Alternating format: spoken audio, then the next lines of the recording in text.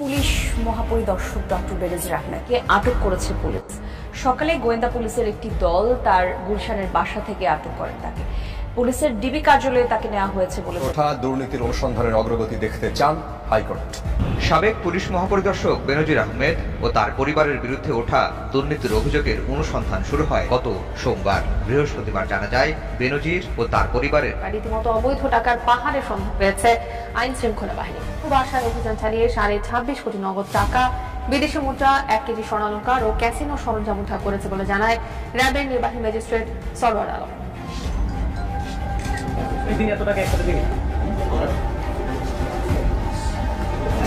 অনুসন্ধানের স্বার্থে জিজ্ঞাসাবাদ করা হবে। আইজিপি বেনজির আহমেদের বিরুদ্ধে ওঠা দুর্নীতির অনুসন্ধানের অগ্রগতি দেখতে চান হাইকোর্ট। দুদককে প্রতিবেদন দাখিলে এর জন্য 2 মাস সময় বেঁধে দিয়েছেন আদালত। দুদকের দাবি, স্বচ্ছভাবে তদন্ত করে নির্ধারিত সময়ে জমা দেওয়া হবে অনুসন্ধান রিপোর্ট। সময়টা মোটেও ভালো যাচ্ছে না একসময়ের দোর্দণ্ড প্রতাপশালী আইজিপি বেনজির আহমেদের। গেল কদিন ধরেই কখনো রিট, কখনো তার বিরুদ্ধে দুদকে যাচ্ছে অভিযোগ। আগামী 2 মাস দুদক আর হাইকোর্টের বৃত্তেই থাকতে হবে সাবেক এই আইজিপিকে।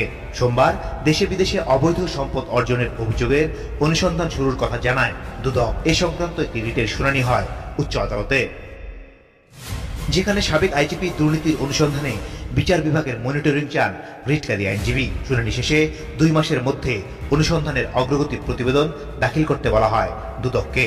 তদন্ত যাতে ভিন্ন খাতে না নেওয়া হয় সেজন্যই আদালতের নজরদারি চেয়েছেন তারা। আর বেনজিরের আইনজীবী বলছেন, হয়রানি হলেই আইনি পদক্ষেপ নেবেন তারা। আমরা একটা সুষ্ঠু তদন্তের জন্য বেনজির সাহেবের যে দুর্নীতির অভিযোগ এসছে পেপারে, সেটা একটা সুষ্ঠু তদন্ত আমরা চেয়েছি। আমরা মনে করি আমরা যেটা চেয়েছিলাম জনস্বার্থে, আমরা মাননীয় কোর্ট থেকে সেই আদেশ আমরা পেয়েছি। দেশের বিরুদ্ধে কিন্তু আপিল বিভাগে যেতে পারবে, আমরা এই ব্যাপারে পরবর্তীতে সিদ্ধান্ত নিব। বাট আজকে আমরা যে কারণে আসছিলাম যে রুল ইস্যু না হোক, কোনো নির্দেশনা জারি না হোক, সেটা আমরা সাকসেসফুল হয়েছে। আদালত আমাদের সাবমিশন অ্যাকসেপ্ট করেছে। আইনজীবীর দাবি, স্বচ্ছভাবে তদন্ত করে নির্ধারিত সময়ই জানানো হবে অগ্রগতি। সেটি আমরা আদালতের আদেশ কমিশনকে অবহিত করেছি।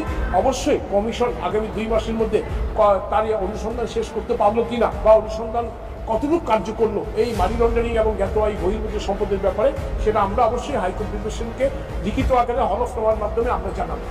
প্রশ্ন রাখেন, পাহাড় সমান দুর্নীতি করলেও তার বিরুদ্ধে ব্যবস্থা নেওয়া যাবে না কেন? সরকারি চাকরিতে প্রবেশ ও অবসরের সময় সম্পদের হিসাব দেওয়ার আইন থাকলে দুর্নীতি কমতো বলেও মনে করেন উচ্চ আদালত। রিট খারিজ চেয়ে হাইকোর্টে যে আশা নিয়ে এসেছিলেন বেনজির আহমেদ, তাতে একরকম জল ঢেলে দিয়েছেন উচ্চ আদালত। কারণ 2 মাস পর অগ্রগতি প্রতিবেদনের সন্তুষ্টি অসন্তুষ্টির ওপর নির্ভর করছে এই রিটের ভবিষ্যৎ। আগামী 12 দিনের মধ্যে সাবেক এই আইজিপির সকল সম্পদের তথ্য জানতে আর্থিক গোয়েন্দা বিভাগে চিঠি দিয়েছে দুদক। এই সাথে তাকে জিজ্ঞাসাবাদের মুখোমুখি হতে হবে, এমনটা জানিয়েছেন দুদক কমিশনার জহুরুল হক। প্রায় মাসখানেক ধরে পুলিশের সাবেক মহাপরিদর্শক বেনজির আহমেদ অবৈধ সম্পদ অর্জন ও ক্ষমতার অপব্যবহার নিয়ে রয়েছেন আলোচনা শীর্ষে। 22 এপ্রিল তার অনিয়ম দুর্নীতির অনুসন্ধানে 3 সদস্যের কমিটি গঠন করে দুদক। 2 মাসের মধ্যে ওই কমিটির কার্যক্রমের অগ্রগতি প্রতিবেদন দেওয়ার নির্দেশ দেয় হাইকোর্ট।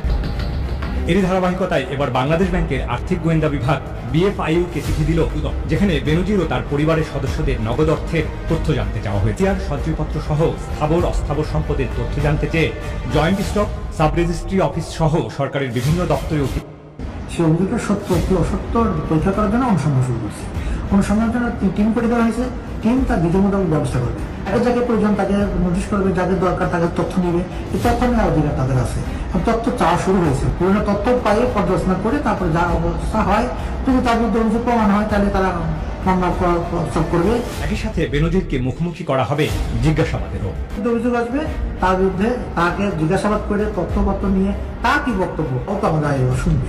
দৈনিক কালের কণ্ঠে প্রকাশিত খবরে বলা হয়, বেনজিরের পরিবারের মালিকানায় রয়েছে প্রায় 1400 বিঘা জমির উপর নির্মিত ইকো রিসোর্ট। এই রিসোর্টের পাশে আরো 800 বিঘা জমি কিনেছে তার পরিবার।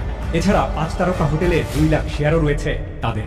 প্রতিবেদনগুলোতে উঠে আসে দুবাই, মালয়েশিয়া, থাইল্যান্ড, সিঙ্গাপুরে নামে বেনামে অঢেল সম্পত্তির অধিকারী বেনজির ও তার পরিবার। সাবেক পুলিশ মহাপরিদর্শক বেনজির আহমেদ ও তার পরিবারের সম্পদের খোঁজে বাংলাদেশ ব্যাংক ও কেন্দ্রীয় ব্যাংকের আর্থিক গোয়েন্দা ইউনিট সহ 8 প্রতিষ্ঠানে চিঠি দিয়েছে দুর্নীতি দমন কমিশন দুদক।